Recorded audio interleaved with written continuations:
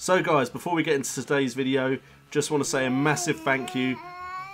She wants to say thank you as well to Anton Mustonen. I hope I said that correctly. Ari would probably done a better job of saying it than I would. But thank you so much. Thank you so much for becoming a Patreon to the channel. It means the world to me that people would support me making YouTube content. It means the world to me that people would help me. You're pointing at Anton's name. Anyway, it means the world to me that people would support me and potentially make this.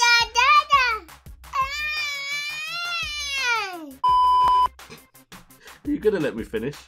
It does mean the world to me when someone will support me and make this goal and dream become closer to doing this full time. I know, we like Anton as well. It does mean the world to me that someone would help me, support me, making the content that I do. So Anton, welcome to the Patreon family. Your name will be in the description. Your name will be in. Your name will be in the description. I think she likes the fact that your avatar is a fox. I think that's very interesting to her. But thank you for becoming part of the Patreon family. Your name will be in the credits at the end of this video. Thank you very much, my man, and let's get on with the content. Say bye.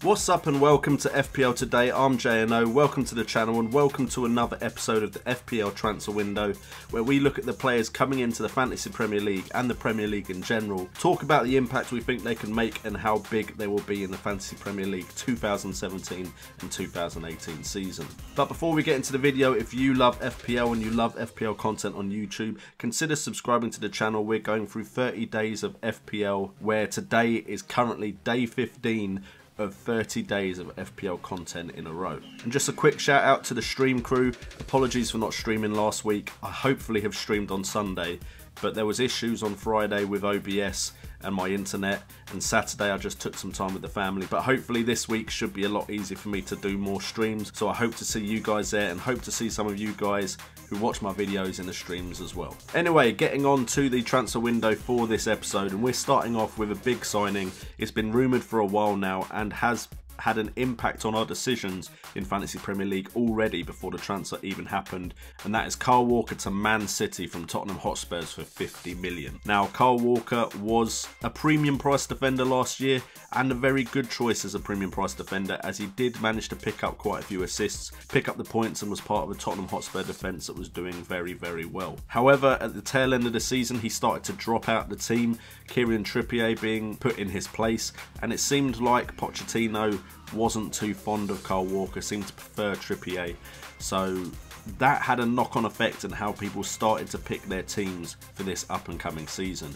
A lot of people have been putting Kieran Trippier into their side and ignoring Kyle Walker, but now that he has moved to Man City, he suddenly has come back to the forefront of our minds. Now, Pep Guardiola does love a right and left back that can bomb forward up the pitch, provide that width, and Kyle Walker is definitely one of the best players for that, which is why he's been bought for 50 million, on top of the fact that he's English, which will always add a significant chunk of change onto any transfer fee. If we have a look at how he did last season at Tottenham Hotspurs, he had 31 appearances in total with 0 goals but 5 assists. He managed to get 0.3 shots per game and 1.2 key passes per game. Man of the Match awards, he got 2 with a 7.20 average rating. Now, Kyle Walker doesn't seem to be the type of defender that scores lots of goals, but he does get a lot of assists. He does get forward and can get those assist points, which can be vital if he gets enough of them. And moving to Man City, there's every chance that he'll be just as good at assisting as he was at Spurs. Now, personally, I think he was a viable option anyway in the Tottenham Hotspurs defence side. Now he's moved, I would rather wait and see if he can adapt to Pep Guardiola's system than go ahead and pick him straight away. But I definitely think there's the possibility that Kyle Walker could be an amazing acquisition for Man City, and also possibly an amazing acquisition for the Fantasy Premier League managers in the game. But on this show and on this channel, I want to hear your thoughts as well. So in the comments down below, let me know if you think Kyle Walker is a must-have defender, if you're considering him, or if you're just going to ignore him until you see some signs of form in that Man City defence. The next big transfer we're going to talk about, and Chelsea have finally really entered the transfer window as they start making some moves, getting ready for the kickoff of the season. This isn't the one you might be waiting for me to talk about, but don't worry, that one's coming. But this is Tiémoué Bakayoko. I hope I said that right. He has gone from AS Monaco. AS Monaco players seem to be the hot flavour of the month at the moment, to Chelsea for 40 million.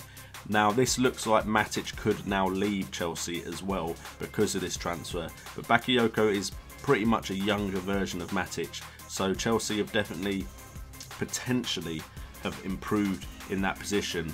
And Kante and Bakayoko seem like a formidable two-man midfield to sit in front of that defence. So Chelsea could have as good a defensive record as last season. However, because of the kind of midfielder he is he a good fantasy Premier League option? We have to look at the stats to see that, because he is quite defensively minded.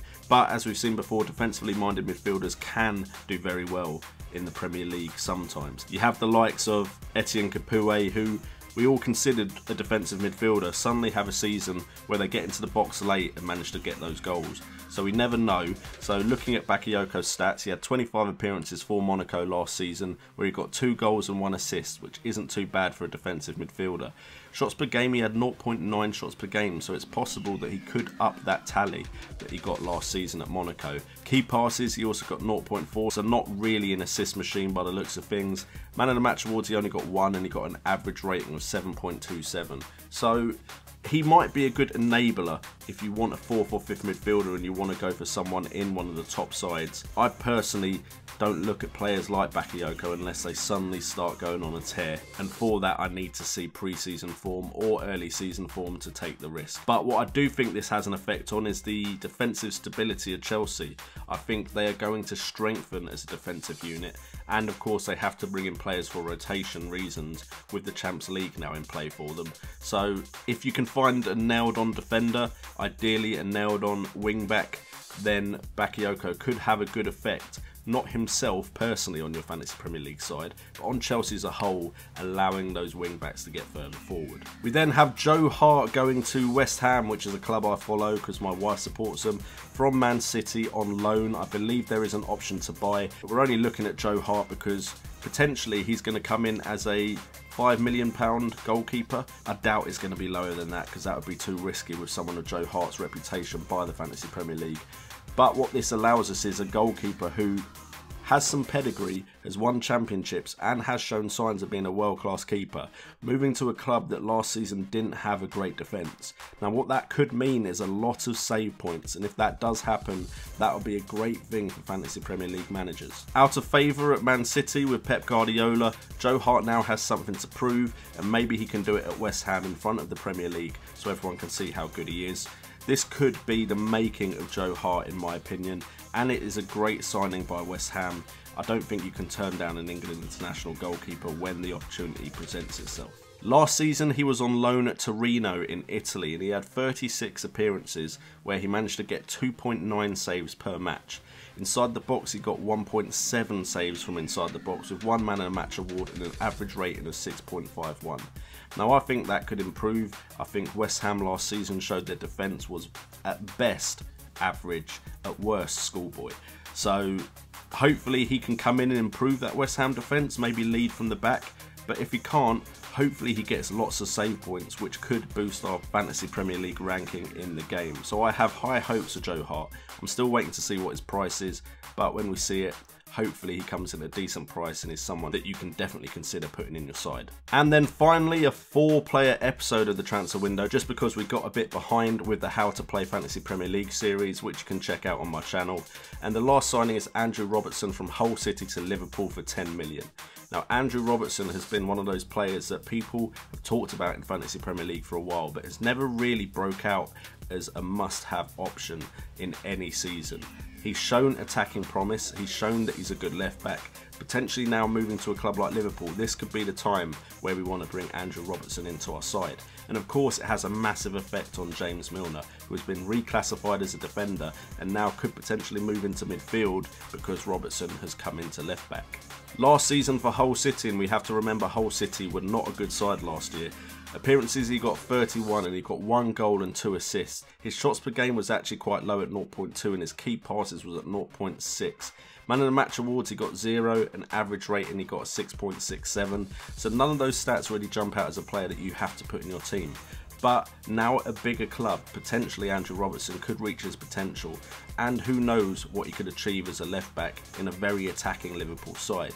And of course, speaking of James Milner, now he's going further up the pitch. That could mean more goals as well as penalty taking duty, so we'll have to watch that situation. Anyway guys, thank you so much for tuning into the channel as always. If you're enjoying FPL today and its 30 days of FPL content, please hit that like button and share it around Twitter, let everyone know. Check out the links in the description below if you want to support the channel. I've been JNO, this has been FPL Today, and remember, it's all about the game.